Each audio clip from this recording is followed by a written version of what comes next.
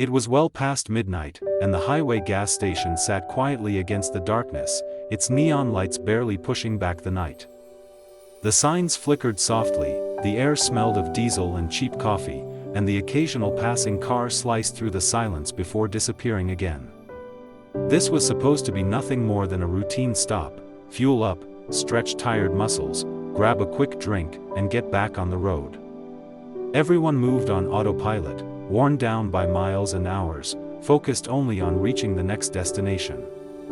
No one arrived expecting anything out of the ordinary. At this hour, people usually keep their heads down, finish their business, and move on, because exhaustion has a way of narrowing your world. But sometimes, in the middle of that routine, something feels off. A quiet tension in the air, a detail that doesn't quite fit, a moment that asks for your attention whether you want to give it or not.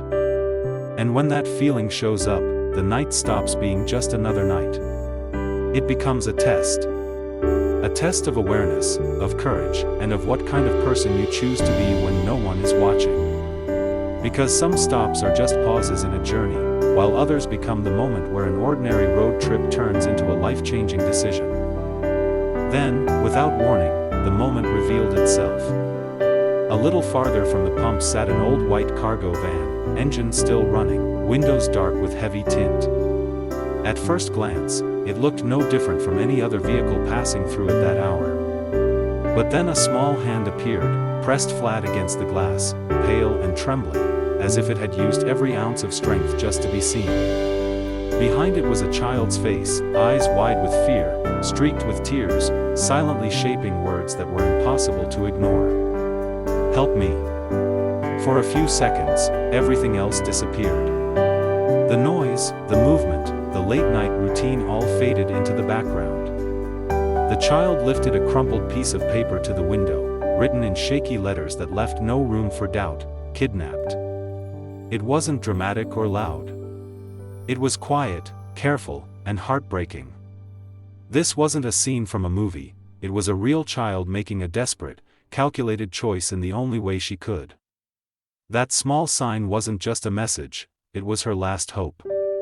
And in that instant, the people who saw it were forced into a decision that would define everything that followed: look away and keep moving, or step forward and change a life forever.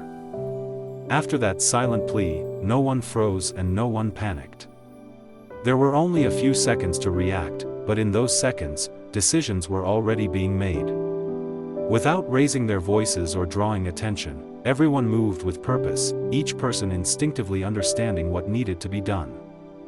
One motorcycle rolled into position behind the van, blocking any chance of a quick escape. Another person was already on the phone, calmly reporting what they had seen, keeping their voice steady. Someone else stayed focused on the window, making sure the child was never out of sight. This wasn't recklessness, and it wasn't about playing the hero. It was control. Years of experience had taught them that moments like this demand clear heads and quiet confidence. Every step was measured, because one wrong move could put an innocent life in danger. The anger was there, burning beneath the surface, but it was kept in check.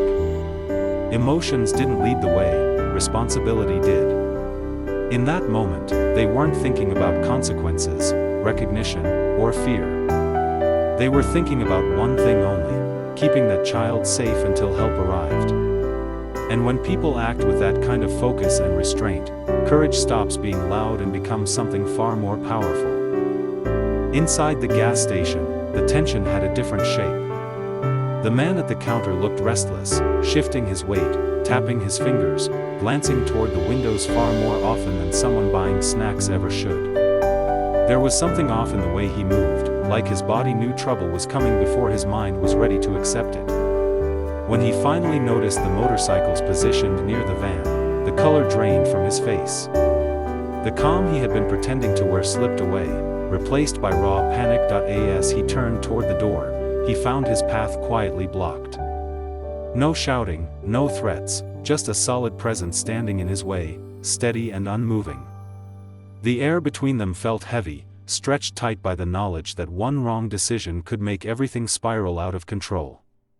His hand drifted toward his jacket, and for a split second, time seemed to slow. Every eye was watching, every breath held. It was the kind of moment where instincts take over, where courage and restraint collide. Then he made his move, not toward a weapon, but toward escape. That single choice said everything. He was stopped immediately, controlled without chaos, before fear could turn into something worse. In that instant, the danger didn't disappear, but it lost its power, because control had already been taken away from the one who never should have had it. The sound of sirens cut through the night, distant at first, then growing louder with every passing second. It was the kind of sound that changes the weight of the air, turning fear into fragile hope. Near the van, calm voices continued, soft and reassuring, meant for one person only, the child waiting inside. She was told to hold on just a little longer, that help was coming, that she wasn't alone anymore. Those words mattered, because they gave her something solid to cling to in the middle of the terror she had been trapped in for hours. When the police arrived, the scene shifted quickly but carefully. Lights flashed red and blue across the pavement, commands were given, and control passed into steady, trained hands. The van door opened, and light spilled into the darkness, revealing a small, exhausted face that had been hidden for far too long. Gentle hands worked to free her, cutting restraints, wrapping her in warmth, restoring dignity and safety one careful movement at a time. There were no cheers, no dramatic celebration. The people who had stepped in earlier stayed back, watching quietly as the child was carried toward the ambulance. Because in that moment, the only thing that mattered was not who had acted bravely, but that an innocent life was finally out of danger. What happened that night didn't end at the gas station. As the story spread, it challenged the way people saw one another. The men and women most would have crossed the street to avoid were suddenly being talked about as protectors, as the reason a child made it home. Leather vests, tattoos, and loud motorcycles no longer symbolized danger, but courage and responsibility. It reminded everyone that character isn't something you can judge at a glance. The child's bravery mattered too. She didn't scream or panic, she thought, she waited, and she trusted the right moment. And the people who noticed her didn't dismiss what they saw or assume someone else would handle it. They chose to act. That choice is the heart of this story. Not strength, not fearlessness, but awareness and accountability. Seeing something wrong and refusing to ignore it, this moment became a quiet lesson for anyone who heard it. Heroes don't always wear uniforms, and they don't always look the way we expect them to.